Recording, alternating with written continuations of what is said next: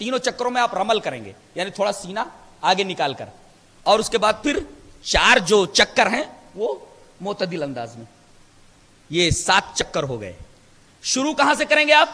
حجر اسود سے، اور جیسے ہی آپ رکن یمانی کے پاس پہنچیں گے رکن یمانی کو استلام کریں گے، موقع ملے تو ہاتھ لگا دو یا استلام کر لو بس۔ اس کے بعد 2 رکعت نماز پڑھ لیجئے مقام ابراہیم پر، اور جا کر کے 7 مرتبہ سعی بین صفا والمروہ کر لیجئے، اور اس کے بعد آپ سر کے بال اتروا دیجئے، آپ کا عمرہ ہو گیا۔ یہ ہوا عمرے کا طریقہ۔ عمرہ کرنے کے بعد اگر آپ نے احرام اتار دیا اور اس کے بعد مکہ ہی سے 8ویں ذی الحجہ کو آپ نے پھر احرام باندھا اور حج کے ارکان ادا کیے، تو یہ حج جو آپ کا ہوا وہ حج تمتع ہوا۔ تمتع مانے فائدہ اٹھانا، حج تو کیا ہی اس نے، عمرہ بھی کر لیا، فائدہ ہو گیا۔ یہ وہ حج تمتع۔ اور حج قران میں کیا ہے؟ حج قران میں عمرے کے بعد آدمی احرام نہیں اتارتا، احرام پہنے ہی پہنے حج کے ارکان ادا کر لیتا ہے، یہ حج قران ہوا۔ اور ایک ہے حج افراد، اس میں صرف آدمی حج کرتا ہے، عمرہ نہیں کرتا۔ اگر آدمی قربانی ساتھ لے گیا تو حج تمتع افضل ہے، قربانی نہیں لے گیا، قربانی نہیں لایا تو قربانی نہیں لے گیا اور قربانی نہیں دینا اس کو، تو حج افراد افضل ہے۔ یہ حج کے کچھ مسائل تھے جو میں نے آپ حضرات کے سامنے پیش کیے۔ نبی کریم صلی اللہ علیہ وسلم نے جو حج کیا تھا کون سا حج تھا؟ حج قران تھا، حج تمتع اور حج افراد نہیں، حج قران تھا۔ اس کے بعد اللہ تبارک و تعالی نے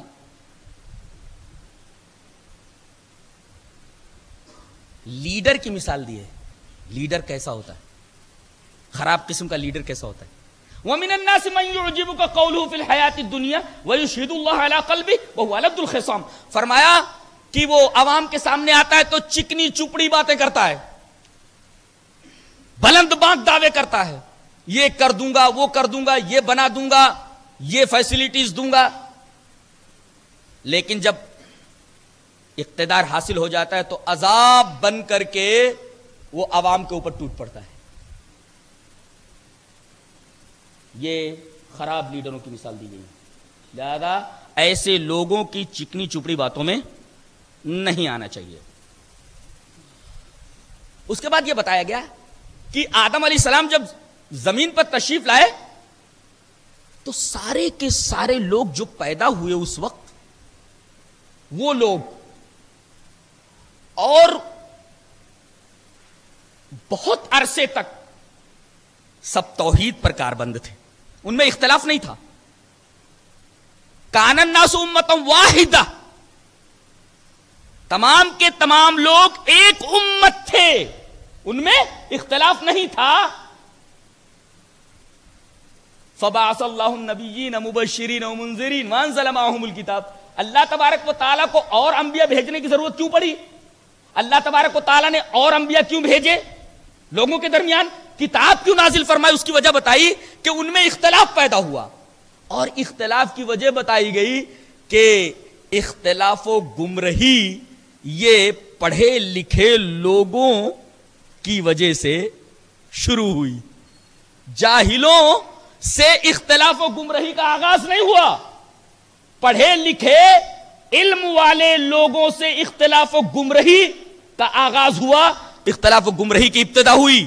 ان پڑھ اور جاہل لوگوں سے اختلاف و گمراہی کا آغاز نہیں ہوا۔ اور یہ اختلاف اور گمراہی کا آغاز کیوں ہوا؟ سبب کیا تھا؟ اپنی ناک اونچی کرنا، ہم حق پر تو نا حق پر، میری بات صحیح تیری بات غلط، بغیم بینہم، اپنی ناک اونچی کرنے کی وجہ سے اختلاف پیدا ہوا۔ اور یہ ناک اونچی کرنے کے لیے، اپنی بات کو اونچا کرنے کے لیے، اپنے آپ کو افضل، اپنی بات کو اعلیٰ قرار دینے والے کون لوگ ہوتے؟ جاہل لوگ نہیں ہوتے، عالم لوگ ہوتے، پڑھے لکھے لوگ ہوتے۔ اس کا مطلب یہ کام جو کیا ہے یہ عالم لوگوں نے کیا ہے، ان پڑھ اور جاہل لوگوں نے اختلاف اور گمراہی کی ابتدا نہیں کی ہے۔ شرک بھی اسی اختلاف سے پیدا ہوا، تو انبیاء آئے، کتابیں اتری۔ اس کے بعد اب مسائل آ رہے ہیں. وَلَا تَنْكِحُوا الْمُشْرِكَاتِ حَتَّى يُؤْمِنْ. کوئی مشرک لڑکا مسلم لڑکی سے شادی نہیں کر سکتا جب تک کہ وہ ایمان نہ لے آئے.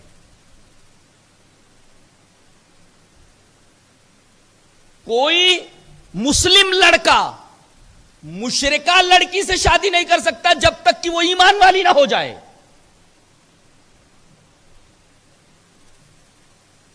یعنی اسلام اور غیر اسلام میں زمین اور آسمان کا فرق ہے. ایک خط فاصل ہے جو دونوں کو ملنے نہیں دیتا جب تک کہ دونوں ایمان والے نہ ہوں. اور اس کے بعد ایک مسئلہ اور بتایا جا رہا ہے. وَيَسْأَلُونَكَ عَنِ الْمَحِيضِ. اللہ تبارک و تعالیٰ نے ایک نیچر دیا ہے عورتوں کا کہ وہ مہینے میں 5 دن 7 دن 8 دن ہر ایک کے ایام ہوتے ہیں جس کو ہم ایام ماہواری کہتے ہیں. ان میں مردوں کو ان سے مقاربت کرنے سے منع کر دیا گیا ہے. جب وہ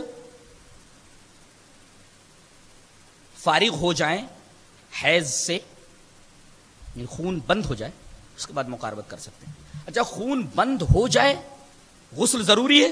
کہتے ہیں کہ علامہ البانی اور امام ابو حنیفہ دونوں کہتے ہیں کہ غسل ضروری نہیں ہے. خون رکنا یہ وجہ تھا اور سبب تھا. یہ وجہ اور سبب ختم ہو گئے آدمی مقاربت کر سکتا ہے. لیکن قرآن میں فَإِذَا تَطَهَّرْنَا جب تک غسل نہ کر لے مقاربت نہ کرو. لہذا صحیح ہے یہ کہ غسل کر لیں اس کے بعد مقاربت کیا.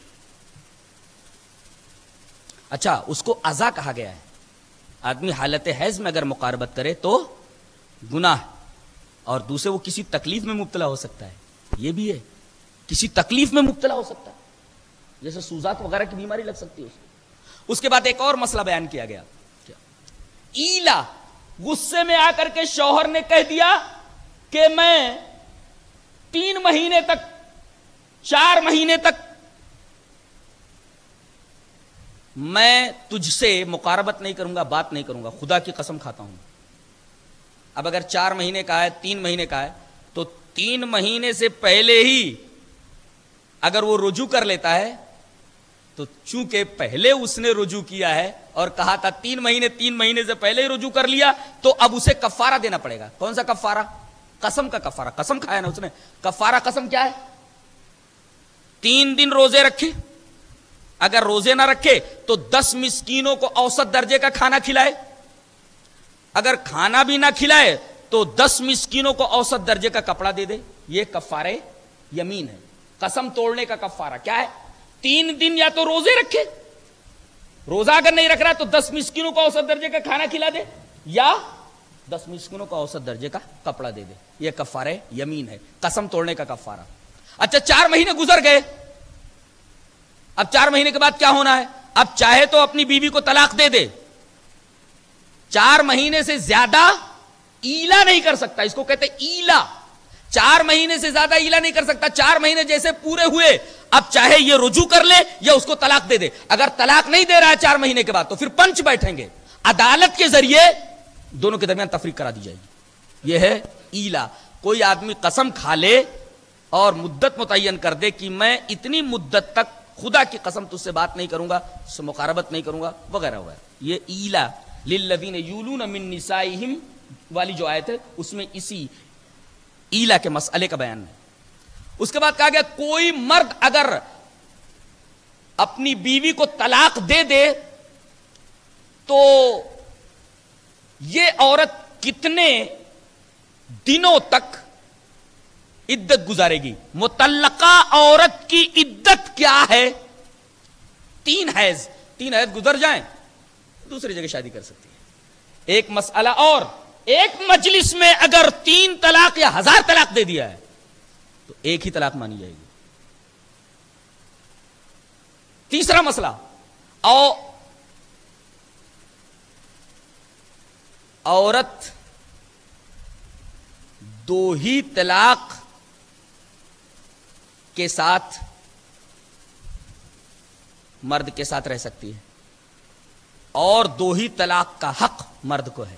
تیسری طلاق اگر اس نے دے دیا تو اب رجوع نہیں کر سکتا.